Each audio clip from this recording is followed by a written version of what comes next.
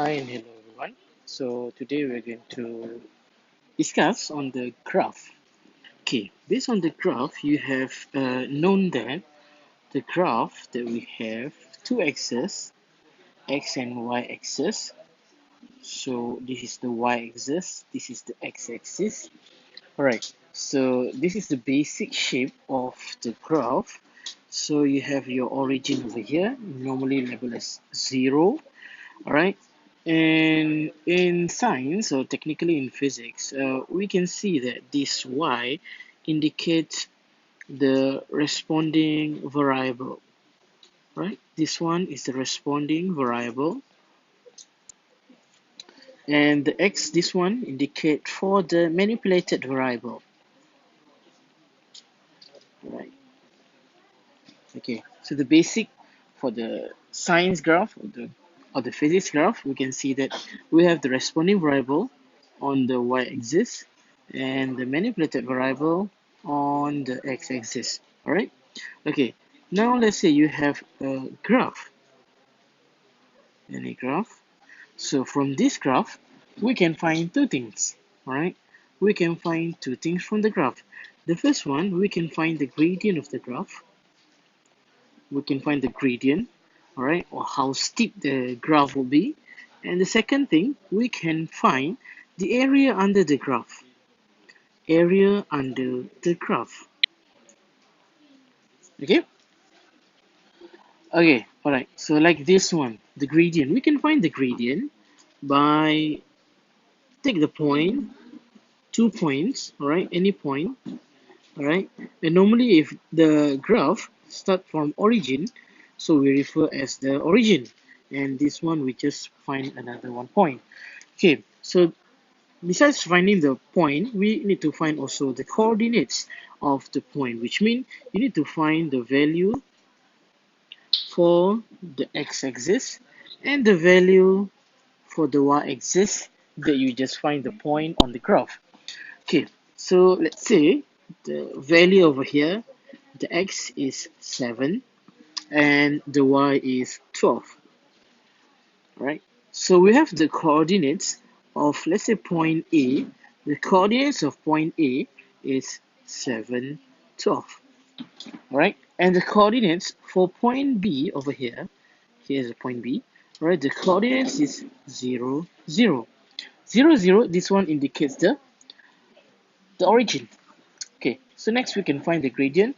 So just use one formula for the gradient, which is m equals to y2 minus y1 over with x2 minus with x1. So you can just label any point for the y2, x2, and let's say this one I label as x1, y1, and this one is x2, y2. So we have the gradient y2 is 0 minus with y1 is 12 divided with x2 is 0 minus with x1 is 7. So we have negative 12 over 7, negative 7. And negative over negative, we can cancel off. So we get 12 over 7. If we cannot simplify the value, just leave it like this. If we can simplify it, you simplify it. Alright?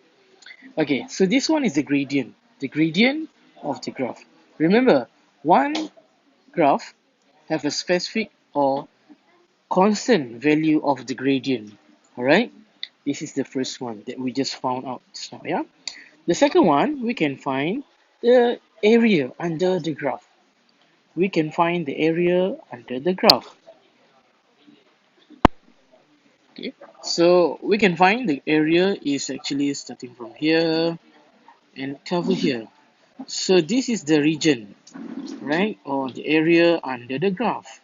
I think it's quite easy, right, for you to find the area under the graph. Okay, next we try to find out the area under the graph by using the formula. So we can see the pattern here is a triangle. So for the area under the graph, which means the area of the triangle, you can find that Area of the triangle equals to half times with base times with height. So the base over here is starting from point B until 7. So here's your base. And your height starting from point A to the origin. So here's your height. So we can find the area of the graph by calculate the value of the area for the triangle. So we have half times with base is equals to 7, yeah? 7 times with height. Height is 12. Okay? So we can just find equals to 42. If you have the unit, this means you need to find the unit lah. So if you don't have the unit, this one equals to unit square. I think this one is the basic of your graph. Okay. All right. So next we move on the new page. So the same thing we are still discuss about the graph. Let's say now we have our displacement time graph. This is our displacement, yeah. Displacement time graph. This is the displacement. The unit for displacement is meter, and this one is the time. The unit for time is second. Let's say we have a graph, right, starting from origin, okay, and up to a certain point. Let's say this point, the coordinates of this point is 24, 6. So which means we know already the value of x over here is 24 and the value of the y is 6, which means we have 24 second over here and we have 6 meter. Alright, so now we find the velocity, which means the velocity, the idea of the velocity is equals to the displacement divided by time.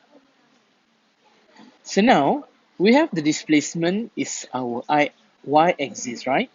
Y divided by x-axis is our time. So technically, this one is the gradient. So we can find the velocity from the displacement time graph by using the gradient of the graph. Okay, so we just key in the value. Let's say we just give the value over here is point A and here is point B. So we know B is origin 0, 0. So the velocity equals to the displacement. You can just take any values. Let's say you want to take this one first. B is first. So we have y1, x1. This one is x2, y2. So we can find the value by the subtraction first. Let's say we have the value which is 6 minus with 0 divided with 24 minus with 0. And remember to put your units. So the displacement is meter and the time is second.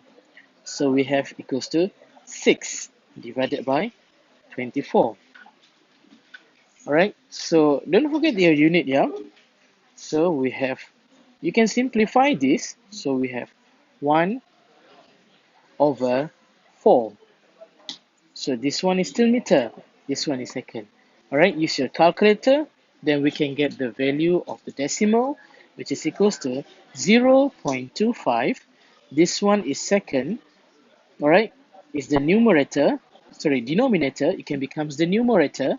So we have meter per second. So